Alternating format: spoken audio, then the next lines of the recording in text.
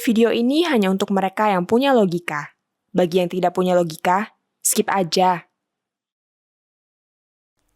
Pemerintah Indonesia harus segera melakukan langkah-langkah serius soal tenaga kerja Indonesia di Malaysia. Mereka yang masuk ke negara tetangga itu melalui jalur tidak resmi mengalami penderitaan dan penyiksaan serius di Depo Imigrasi Malaysia (DTI). Mereka memang disebut sebagai pekerja ilegal atau oleh orang Malaysia disebut pendatang haram, namun mereka tetap adalah warga negara Indonesia yang harus dilindungi hak-hak asasi manusianya oleh pemerintah. Kita tak bisa begitu saja menyalahkan mereka karena mengambil jalan ilegal.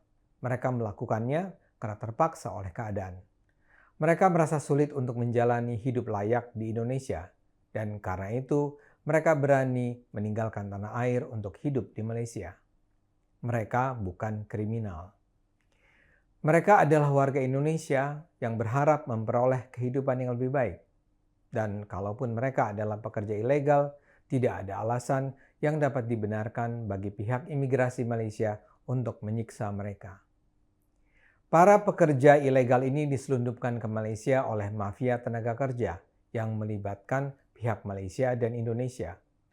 Umumnya mereka memilih berangkat ke Malaysia karena iming-iming gaji yang bisa 2 kali lipat dari yang bisa diperoleh di Indonesia. Mereka bekerja sebagai pekerja kasar dan pembantu rumah tangga. Umumnya mereka diselundupkan melalui kapal-kapal yang berangkat dari Medan dan Batam.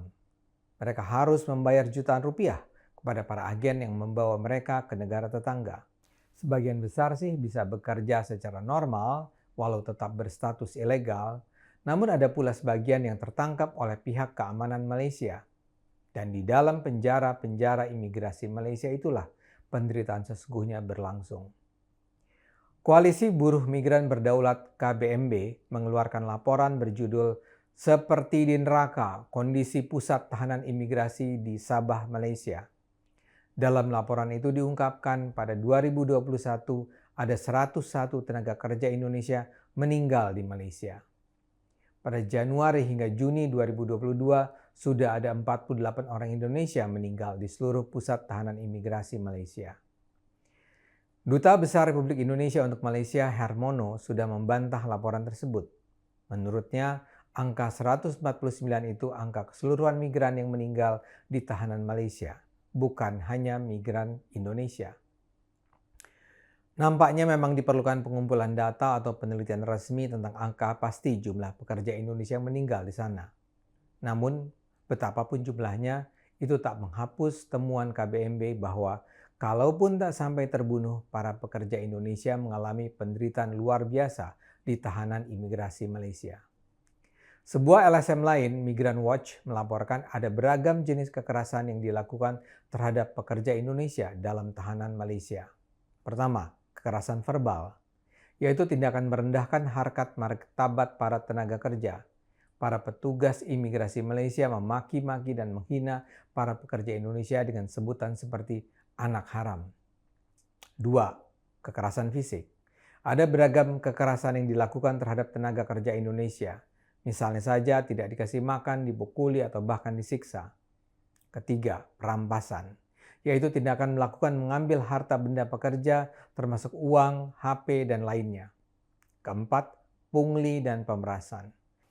Para pekerja Indonesia dimintai uang berkisar dari Rp600 sampai Rp2.500 untuk bisa keluar dari rumah tahanan imigrasi Malaysia, sampai biaya percepatan pembuatan SPLP atau Surat Perjalanan Laksana Paspor. Temuan Migran Watch ini sejalan dengan laporan KBMB, sebagaimana diberitakan BBC Indonesia. Untuk membuat laporan tentang nasib para pekerja Indonesia itu, KBMB membentuk tim pencari fakta.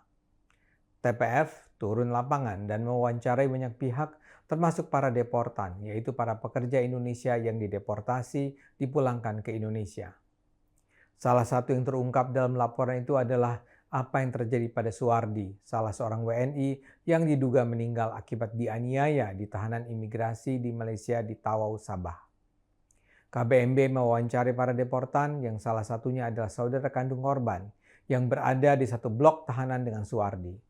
Para saksi itu mengatakan Suwardi dipukul ramai-ramai oleh petugas depo tahanan imigrasi di hadapan tahanan lainnya. Dengan kondisi tubuh terluka, Suwardi kemudian dimasukkan ke dalam sel isolasi dengan tangan diborgol. Dia kemudian dinyatakan meninggal dunia pada awal Januari 2021.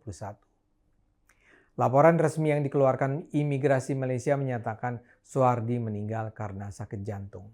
Selain kasus Suwardi, hasil penyelidikan KBMB menyimpulkan ada dugaan bentuk hukuman tidak manusiawi hingga dugaan penyiksaan di pusat tahanan imigrasi Malaysia. Sebagai contoh, para deportan juga kerap mendapatkan hukuman cambuk rotan. Pihak imigrasi rupanya menganggap hukuman cambuk rotan akan mengurangi jumlah orang yang masuk ke Malaysia atau bekerja ke Malaysia tanpa dokumen resmi. Cambukan rotan hanya dilakukan pada tahanan laki-laki yang berusia antara 19 sampai 50 tahun. Rasa sakitnya luar biasa, kata salah seorang deportan. Yang tak masuk akal juga adalah praktek penyemprotan menggunakan cairan disinfektan langsung kepada tubuh para tahanan. Di luar itu, TPF KBMB juga mengungkap kondisi lainnya seperti depo yang penuh sesak, kotor, dan tanpa sinar matahari. Lalu kualitas makanan dan air yang tidak layak dikonsumsi. Atau juga dugaan pembiaran yang dilakukan petugas ketika tahanan mengalami sakit. Ketika tahanan mengeluh, lemas, dan sakit, petugas seringkali meminta tahanan tersebut untuk berdiri. Jika tahanan bisa berdiri, dianggap keluhannya tidak perlu ditindaklanjuti dengan pemeriksaan kesehatan atau pemberian obat. Kalau keluhannya semakin memburuk, apapun keluhannya, tahanan hanya akan diberikan obat untuk memperingan rasa sakit. Seluruh deportan yang diwawancara mengatakan bahwa tahanan hanya akan dibawa ke rumah sakit ketika sudah dalam kondisi sudah sangat parah. Menurut KBMB, di tahanan imigrasi tak ada dokter khusus, yang ada hanyalah asisten medis. Kondisinya memang seperti neraka. Namun setelah mengungkapkan itu semua, marilah kita tidak buru-buru menuding pemerintah Malaysia membenci Indonesia. Pihak imigrasi Malaysia memang kewalahan menghadapi serbuan pekerja ilegal ke negaranya. Pekerja selundupan ini tidak hanya datang dari Indonesia, ada juga yang datang dari Bangladesh, Vietnam, India, dan Myanmar. Itu yang menyebabkan depo-depo imigrasi Malaysia kelebihan kapasitas. Menurut BBC, di DTI Tawau jumlah deportan mencapai lebih dari 2.000 orang, sementara kapasitas DTI hanyalah 1.500 saja. Ini menyebabkan banyak persoalan terkait fasilitas, dari soal tahanan yang sempit, WC yang selalu penuh, dan juga kuantitas dan kualitas makanan. Ini jarang dibicarakan karena depo tahanan imigrasi Malaysia adalah sebuah lembaga yang tertutup. Tidak banyak pihak yang bisa mengakses informasi tentang apa yang terjadi di dalamnya. Yang bisa memasuki tahanan hanyalah Palang Merah Internasional dan Komnas HAM Malaysia. Karena itu, masalah ini hanya bisa diatasi kalau ada kerjasama antara pemerintah Indonesia dan pemerintah Malaysia. Seperti dikatakan, imigrasi Malaysia kewalahan menghadapi banyaknya imigran ilegal. Ini yang menyebabkan mereka melakukan segala penyiksaan dan perlakuan tidak manusiawi lainnya. Mereka mungkin berharap segenap penyiksaan itu akan memberi efek jera. Namun pemerintah Malaysia harus sadar bahwa yang disiksa itu adalah manusia yang harus diperlakukan sebagai manusia. Menyiksa para tenaga kerja Indonesia bukan hanya tidak beradab, tapi juga tidak menunjukkan sikap bersahabat dengan Indonesia. Karena itu, pemerintah Indonesia harus serius turun tangan.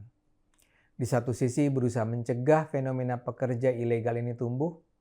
Di sisi lain, pemerintah Indonesia perlu bekerja sama dengan pemerintah Malaysia agar semua pekerja ilegal yang lolos masuk ke Malaysia tetap dihormati hak-hak asasinya. Mungkin ini pekerjaan yang sama sekali tidak mudah, namun yang pasti tidak ada alasan untuk membiarkan warga Indonesia terus menderita. Stop penyiksaan terhadap tenaga kerja Indonesia. Ayo gunakan akal sehat, karena hanya kalau kita gunakan akal sehat, negara ini akan selamat.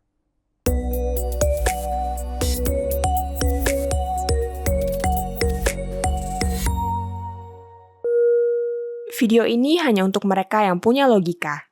Bagi yang tidak punya logika, skip aja.